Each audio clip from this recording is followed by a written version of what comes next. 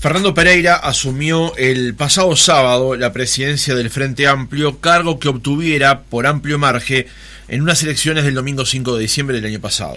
Verónica Piñero lo acompañará en la vicepresidencia. Al tomar la palabra en el plenario, Pereira dijo que la tarea principal es ahora el referéndum del próximo 27 de marzo. Pero la unanimidad de los militantes frentamplistas, de la dirección frentamplista, hace mucho tiempo que decidió que nuestra tarea principal es de acá hasta el 27 de marzo construir una mayoría con modestia, pero atrás de las organizaciones sociales, de los uruguayos y uruguayos que encabezaron la campaña para derogar 135 artículos de la LUC.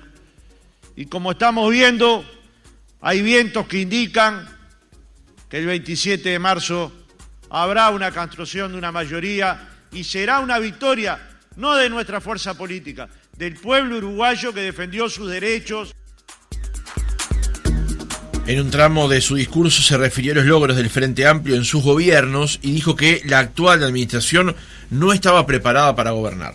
Si con todo esto nos dicen que fue una década perdida, si estarán relatando una película que no existió, mirando el salario real, ese que ahora está cayendo, mirando las jubilaciones reales, esas que están cayendo, que significa ni más ni menos que la gente tenga menos alimentos, menos posibilidades de recrearse. El consumo en diciembre bajó 7%. Yo lamento tener que decir esta frase, pero no estaban preparados. Llegaron al gobierno, pero no estaban preparados para gobernar. No es un problema de buena voluntad. A todo esto, ayer sesionó por primera vez la Mesa Política Nacional del Frente Amplio con su nueva integración. ¿Qué Frente Amplio irá a construir su nueva dirección? ¿Qué lugares ocuparán los otros candidatos en su interna? ¿Cómo viene la campaña de cara al referéndum para quienes apoyan la opción del sí? Lo conversamos esta mañana con Fernando Pereira, presidente del Frente Amplio. Pereira, ¿cómo le va? Buenos días. Un placer estar con ustedes, como siempre. El placer es nuestro. ¿Lo agarramos camino al interior, puede ser? Sí, es verdad, yendo a Colonia, el kilómetro 76. Ajá. Este es uno de los temas que usted había planteado en su candidatura y también luego de que los votos más o menos ordenaran la interna del Frente Amplio, de que iba a construir justamente desde el interior, ¿no? Sabemos que el Frente Amplio tiene una posición determinada aquí en la zona metropolitana, pero que llegar al interior o mejorar su caudal de votos en el interior iba a ser uno de los puntales de su gestión. Sí, no solo de votos, también del conocimiento que te da el contacto con las fuerzas vivas de cada localidad.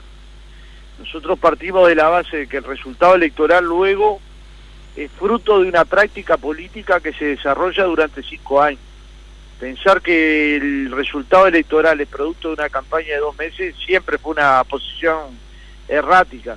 Puede definir algo cuando las cosas están muy parejas, pero las construcciones de largo plazo se construyen escuchando a nuestro pueblo, que no es escuchando exclusivamente a los frentamplistas, ¿no?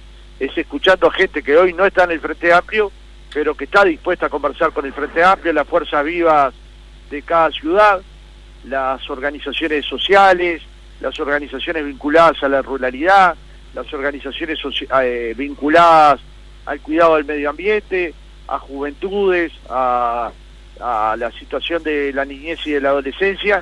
Y si uno logra conversar con esas fuerzas vivas, además de una construcción política, trae información para que el programa del Frente Amplio metodológicamente tenga en cuenta lo que está opinando nuestra gente en cada localidad, ¿no? Uh-huh. Y esta es una práctica política que no tiene que llegar a 2024, que tiene que permanecer hasta desde ahora y hasta y nunca terminarla, ¿no? Empezarla ahora y nunca terminarla. Pereira, el sábado, con su asunción oficial como presidente del Frente Amplio, en una fecha señalada, además para los frente amplistas, como es el 5 de febrero, se terminó una etapa y comenzó otra. ¿Qué etapa terminó? Y me estoy refiriendo a lo global, no solamente a la campaña electoral de cara a las elecciones, sino también a el proceso electoral que se cerró en ese 5 de febrero. ¿Y qué etapa comenzó ahora con usted asumiendo como presidente? Bueno, el Frente Amplio va camino a ensancharse, camino a ser más frente y más amplio. Y eso implica abrir nuestras puertas y ventanas para las juventudes, para los feminismos, para los militantes medioambientales, para aquellos uruguayos que se sienten progresistas pero todavía no están en el Frente Amplio. Ninguno de estos trabajos son trabajos de corto plazo, son trabajos de mirada en perspectiva. Algunos pueden llevar incluso décadas. Construir una cultura contrahegemónica que haga predominar lo colectivo, lo solidario, la actitud de condescendencia con el resto, es una actitud que muchas veces lleva mucho tiempo. La construcción y la disputa del sentido común implica fortalecer áreas del Frente Amplio que estaban un tanto descuidadas. Una, sin duda, es nuestro vínculo con la cultura. Hay una enorme cantidad de dramaturgos, de actores, de cineastas, de personas vinculadas a la danza, al ballet, a distintas disciplinas artísticas que tienen un vínculo de adhesión al Frente Amplio, pero que se sienten alejados, que se sienten no escuchados. Hay un enorme sector de intelectuales, de académicos, de hombres de la ciencia que se sienten alejados. Entonces, ir a buscar esos sectores, pero al mismo tiempo ir a los territorios a escucharlos, es una acción imprescindible para ensancharse. Es un Frente Amplio que quiere tener una renovación generacional y ha dado saltos y señales hacia la renovación generacional. Es un Frente Amplio de paridad. Ayer nombramos nuestro equipo para dirigir el Frente Amplio paritario, y ayer la mesa política sesionó por primera vez con mitad de integrantes hombres y mitad de integrantes mujeres, y esto es un salto que parece menor en la perspectiva actual, pero que es un salto de calidad en la construcción de futuro. Es decir, vamos dando saltos hacia una organización más democrática que se define y que ha definido que el feminismo tiene que ingresar, porque el feminismo es un cambio cultural muy profundo que han tenido las sociedades a lo largo y ancho del mundo, y que son un aporte sustancial al Frente Amplio, y por eso hemos generado también una comisión de género y feminismo. Entonces, transversalizar las políticas del Frente Amplio con una mirada de género adecuada también es una política que en perspectiva va a permitir al Frente Amplio no solo crecer en votos, sino crecer en programa. Es hija de una renovación generacional, la renovación de ideas, con lo cual vamos a apuntar a esa renovación generacional. Y obviamente ese Frente Amplio escucha, esa campaña Frente Amplio escucha, tiene que ver, insisto, con escuchar a los que nos votan y a los que no. Porque un Frente Amplio que se hable a la sociedad es un Frente Amplio que escucha, ¿no? Arranqué el reportaje preguntándole por su viaje a Colonia y por la impronta que le va a dar, porque también cuando hablamos de los votos que se lograron en la elección del 5 de diciembre del Frente Amplio, que superaron largamente los 130.000, también la mayor cantidad y concentración de votos ocurrió en Montevideo y Canelones. Desde esa perspectiva se lo preguntaba, porque sigue siendo, entre comillas, fuerte el Frente Amplio en la zona metropolitana, pero muestra debilidades en el interior, debilidades que ya se habían advertido en las elecciones nacionales de octubre del 19. Y sí, eso nosotros lo estamos analizando con nuestros técnicos, con nuestros asesores, con nuestro responsable de territorio. Hemos colocado como responsable de la Comisión del Interior el compañero Aníbal Pereira, ex intendente de Rocha, con vastísima experiencia militante, porque nosotros queremos construir un Frente Amplio nacional, y si bien el Frente Amplio hoy es nacional, queremos fortalecer no solo nuestros votos en el interior, la participación del interior en nuestras decisiones, ¿me explico? Porque a veces solo focalizamos todo en una votación, y capaz que en una votación nos va bárbaro. Por ejemplo, en el año de 2014 nosotros ganamos la elección con mayoría parlamentaria, y eso cualquier lector de la realidad podría haber pensado que fue un éxito grandísimo del Frente Amplio. Sin embargo, ahí ya habíamos tenido indicios de problemas en el interior. ¿Me explico? Sí. Y tal vez no le dimos la relevancia que eso tenía. Tal vez no hemos entendido los cambios que se han producido dentro de la sociedad uruguaya y también dentro de cada uno de los departamentos. Tal vez homogeneizamos demasiado el interior del país, y hay demasiados interiores como para tener una sola política. Entonces, regionalizar, atender con cercanía, conversar con nuestros vecinos, atender sus demandas, dar respuestas a las preguntas que nos formulan, y si no lo sabemos en ese momento, buscar la respuesta y tener una devolución. Es parte de una política que es de modestia, que es de asumir que también mucha parte del conocimiento está en la gente. Pereira, ¿qué lugar van a ocupar Sibila y Pasada dentro de esta nueva conducción del Frente Amplio? Se lo pregunto porque una nota del Observador de hace unos días, usted declaraba allí: precisamos construir una dirección que piense la izquierda del futuro, y esa es la que votaron a Pereira, los que votaron a Civira y los que votaron a Ivonne Pasada. Sin duda, sin duda. La unidad de la izquierda es un valor que se reconoce en todo el mundo, digamos.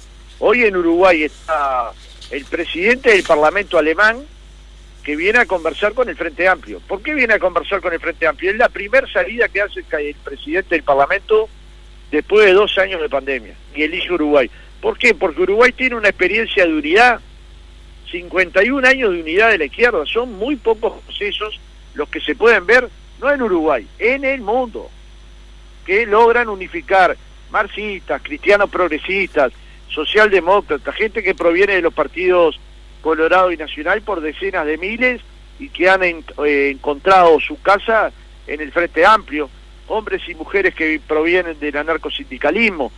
Esa es la unidad de la izquierda sin exclusiones, pero esa izquierda aún se tiene que ampliar más. Llegó a ser la mitad de la población uruguaya, como en muy pocos países del mundo. Si usted compara, por ejemplo, el resultado electoral de Boric obtuvo 28% en primera vuelta, el Frente Amplio más del 39% en primera vuelta. ¿Me entiende? El Partido Socialdemócrata Alemán, un partido fuertísimo, el más viejo de Europa, obtuvo ahora el gobierno alemán con 27.8% en primera vuelta. El Frente hoy marca en algunas encuestas más del 40%. Hoy. Sí, cierto es que en Chile y Ana Proboste y Enrique Sominami también corrían por afuera, ¿no? ¿Perdón? Que en el caso de Chile, Proboste y Marc Enrique Sominami también corrían por afuera, sumando eventualmente esa candidatura de Boric, ¿no? Sí, bueno, pero en Uruguay corrían por afuera Manini, Miere, Talvi, ¿verdad? Corrían por afuera un montón. Y estoy señalando a gente que es votante de izquierda, a eso me refería. Sí, pero lo que le insisto es, el partido que impulsaba a Boric como presidente obtuvo ese porcentaje de votos. Luego, obviamente, entre votar a Boric y votar a la derecha chilena, para la izquierda, para cualquier militante de la izquierda, o incluso para cualquier militante racional, entre la dictadura de Pinochet y Boric, iban a laudar por Boric. Pero me refiero a que el porcentaje de votos en primera vuelta que tiene el Frente Amplio es infinitamente mayor que el que tienen todas las izquierdas de América Latina y de buena parte del mundo. Eso nos tiene que conformar, no, muy lejos de conformarnos, estamos haciendo todo lo contrario, saliendo a visitar pueblo a pueblo para ensanchar no solo en votos, sino en contenidos el Frente Amplio. Pereira, buenos días. Le consulto ahora, le cambio un poco de tema para hablar de lo que es la campaña del sí, la campaña que impugna estos 135 artículos de la Ley de Urgente Consideración. ¿Cómo viene evaluando el desarrollo de la campaña? Y se lo consulto también en base a los datos que se conocieron en la jornada de ayer, donde, bueno, hasta el momento 41% estima que se votaría por mantener estos artículos y un 31% de la población por derogarlos, según la última encuesta revelada ayer por Equipos Consultores. Bueno, todas las encuestas valen, ¿no? Hace no mucho tiempo salió una encuesta de Nómade que nos daba 49% al sí y 40% al no. Y yo ahí podría haber dicho, la balanza se está volcando. Yo parto de la base que venimos bien en la campaña y que se está construyendo una nueva mayoría. Y también soy consciente que para las encuestadoras es difícil tener una foto real porque es una elección donde los votos se mueven permanentemente, de forma tal que esa única decisión se va a poder tomar el día 27 de marzo. Imagínense que si nosotros hubiéramos escuchado a los politólogos o incluso a las encuestadoras, nunca hubiéramos salido a recoger las firmas porque todas coincidían que era prácticamente imposible recoger 25% del electorado nacional en firmas en medio de una pandemia. Sin embargo, la política pudo más que las predicciones, que no digo que estuvieran mal, ni digo que estuvieran mal intencionadas, digo que a veces le quitamos importancia a la militancia política transformadora, a la que habla con el vecino, y esa finalmente es la que construye o intenta construir una mayoría de un lado y del otro, ¿no? Entonces, si me preguntás ahora, yo creo que va a haber una victoria del sí, porque la gente va a defender los derechos en defensa propia. ¿Y dónde está la apoyatura más grande que cree usted debe tener la campaña del sí de cara al 27 de marzo? Se lo pregunto por... La gente, si usted le dice a la gente que va a perder derechos educativos, y la gente ya lo percibe, si usted sabe que ya bajó el presupuesto educativo y los maestros ganan 18 jornales menos de lo que ganaban en el 2019, si usted conoce que el nuevo régimen de alquileres lo pueden desalejar en pocos días y eso Sereta le llama vivir en un campamento, y nadie quiere vivir en un campamento ni que sus hijos vivan en él. Si a usted le dicen que tiene posibilidad de negociar ahora cómo va a cobrar su salario, si en efectivo o en débito, y usted sabe que cuando está buscando un empleo no negocia cómo le pagan porque le va a pagar como quiere el empleado. ¿Acaso alguna vez no nos preguntamos por qué hay tantas jubilaciones mínimas en el Uruguay? Si no fue por sus aportaciones o por no aportaciones, en áreas muy amplias, entre otras el sector rural, el sector doméstico, parte de los demás sectores industriales. Entonces lo que le digo con esto es, cuando la gente empieza a percibir que lo que está en peligro son sus derechos, los conquistados por ellos mismos, se defienden a sí mismos, o sea, votan en defensa propia. Entonces, ¿dónde están nuestras principales herramientas? En que tenemos la razón, en que hemos construido una serie de argumentos que nos dan la razón, y que los que nos dicen que no hay que mentir en campaña son los mismos que nos dicen que vamos a volver a Unión Soviética, que van a salir miles de presos a pesar de que los penalistas le dicen todo lo contrario, que no se va a poder salir a la calle, que el decreto de Tabaré Vázquez de piquetes es igual al artículo de la LUC, y efectivamente son diferentes, porque el decreto de Tabaré Vázquez, aunque a mí no me gustó en su momento en mi otra tarea, sacaba la huelga del piquete.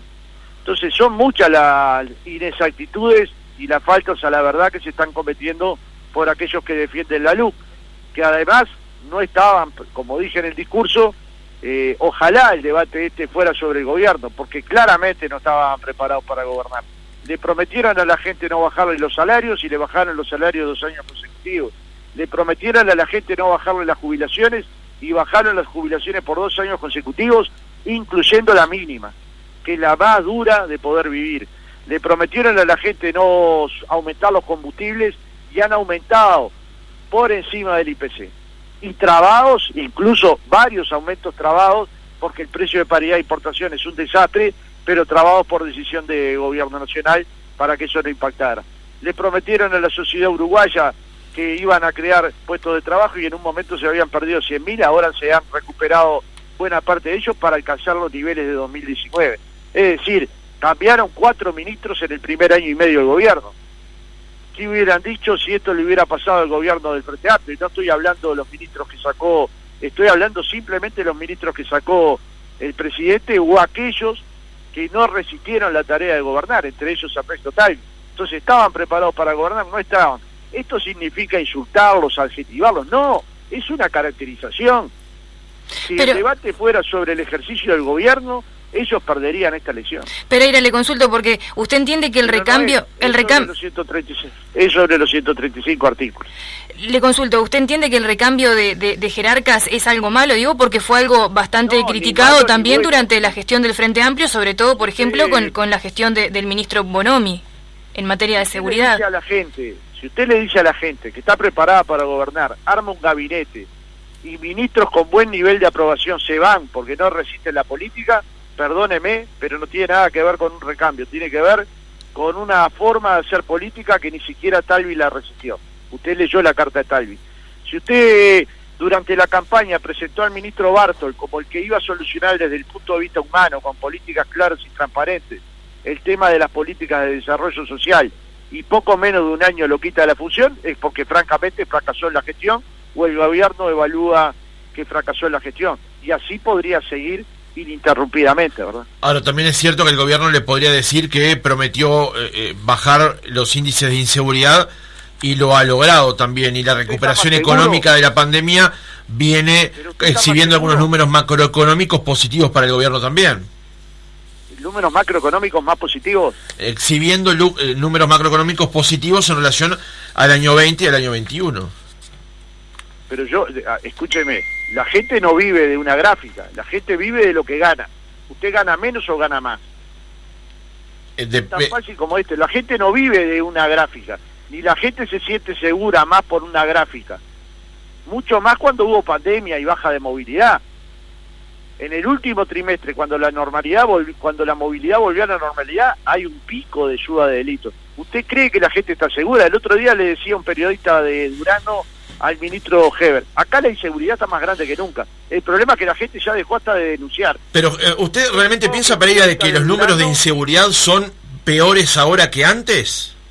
Yo digo que la sociedad uruguaya no está segura. ¿Usted dice que está segura? Yo lo que digo, yo me baso en los números del Observatorio de Violencia y Criminalidad. Y la realidad es que hay 15.000 presos, es decir, una sociedad que se caracteriza por tener 400 presos por cada 100.000 habitantes es una sociedad insegura para cualquier indicador. Bueno, pero esa es otra discusión diferente, la discusión de la comisión de delitos en la calle durante el año 20 y el año 21 bajaron en relación al 19, eso es una lectura que lo dan los propios datos del observatorio. Pero en años de pandemia, ¿verdad? Que los utilizan para algunos temas y para otros no. La seguridad bajó en Uruguay, pero bajó en toda América Latina. ¿Y usted cree que eso es casualidad o es producto de la pandemia? Los uruguayos, ¿usted cree que se sienten más seguros? La cantidad de crímenes, la cantidad de información de homicidios que se da en la televisión, ¿usted cree que no son reales? Las muertes dudosas, las que todavía no se han determinado, el aumento de los problemas carcelarios, el aumento de los derechos humanos dentro de las cárceles. ¿Ustedes no creen que van a tener problemas de seguridad para el Uruguay? Igual la idea del reportaje no es hacer un debate, Pereira, pero si usted plantea de que los delitos bajaron por la pandemia, también alguien del gobierno le podría decir que las cuestiones económicas se empeoraron en razón de la pandemia y ahora hay una recuperación evidente en la cantidad de empleo y en otros ámbitos, ¿no? No, pero yo no estoy debatiendo con un nombre del gobierno. Yo le digo, la gestión pública, si usted dice que la va a hacer mejor, la hará hacer mejor. Si usted le promete a la sociedad uruguaya que lo va a hacer mejor que yo, y como resultado la gente no se siente más segura, como resultado la gente perdió poder adquisitivo, como resultado la gente no puede acceder a un salario que le permita vivir, como resultado la gente está alimentándose en ollas populares, ¿usted cree que estaban preparados? Yo creo que no. No, pero ¿Usted cree que tiene todo el derecho? No, está bien, pero no es una cuestión de derechos o no, yo no estoy planteando ni defendiendo al gobierno, yo lo que planteo es que el índice de la gente se siente más insegura o más segura, tenemos que ir a datos tenemos que ir a datos fiables, Pereira, que están publicados por el observatorio, y en el caso del observatorio dice que hay menos delitos, como también no, pero permítame así le puedo transferir mi idea, porque si no es imposible, hablando los dos a la vez es muy difícil. Como me podría conceder los datos de violencia, también es indudable que ha habido una caída del salario real porque lo dicen los datos, digamos, ¿no? Y la inflación por fuera del rango medio. Exacto. Sí. Entonces, ¿cuáles son los índices que mejoraron en Uruguay? Usted me dice el de seguridad, yo lo pongo en duda. Lo pongo en duda no por el observatorio, lo pongo en duda por la pandemia, porque además los principales analistas esto lo colocan dentro del debate público. Los expertos en seguridad lo colocan dentro del debate público. ¿Quiénes son los expertos en seguridad? Dirá, estamos haciendo todo notable, estamos gestionando bien, pero lo cierto es que lo prometieron a la sociedad uruguaya no se está cumpliendo. Bueno, pero pasa, yo no pretendo quedar entrampado en el reportaje con respecto a esto, pero dice no se está cumpliendo y los datos dicen que sí. Pero escúcheme, los datos dicen que sí, pero yo le estoy planteando que en el último trimestre del año hubo un aumento sustancial de casos. Lo estamos analizando con los expertos en seguridad del Frente Amplio. Sí. Hasta ahora no hemos podido escuchar al equipo encargado de construir estos números para que den las explicaciones, cuando en el gobierno del Frente Amplio quienes daban esta información eran aquellos que estaban encargados, los técnicos, no los ministros. Ahora bueno, iremos viendo, ojalá le vaya bien al país en materia de seguridad. Yo lo que no creo que una política altamente punitivista, que construya cárceles, que mejore, que aumente la cantidad de presos, se transforme en una sociedad segura. Pero no lo creo yo, ni lo creen en ninguna parte del mundo. Los países más seguros del mundo no son los que tienen más cárceles, son los que tienen menos cárceles, menos presos en relación a su cantidad. Eso es un hecho. Y bueno, vayamos hacia un país más seguro, no sea un país que parece ser más seguro, pero no lo es. Pereira, le cambio un poco de tema. ¿Qué opina usted de la incorporación de Esteban Valenti al frente de la campaña publicitaria del referéndum? Que fue un acierto y que le ha dado un vuelco a la campaña y que ninguna campaña, como dije al principio, se gana por tener el mejor publicista o no, pero sí es un aporte a los militantes que van a golpear los hogares de los uruguayos. Entonces, en cierta medida, si Esteban Valenti estuvo al frente de la campaña del 92, si estuvo en varias campañas de los referéndums, entre ellos la del voto verde, si tiene un acumulado político importante para campañas políticas, naturalmente que era un hombre que iba a estar dentro de los propuestos para conducir esta etapa de la campaña. Luego se verá, luego el 27 de marzo. Yo pienso que ya ha hecho un trabajo que ha colocado a la campaña del sí en el centro del debate y que ha colocado el debate de la LUC en el centro de las preocupaciones de los uruguayos. Y eso es un salto en calidad. Por supuesto hubo diferencias, matices, sí, pero como los hay siempre, y no, eso no puede ser una dificultad. Hay una serie de elementos en los últimos días, Pereira, con respecto a la campaña.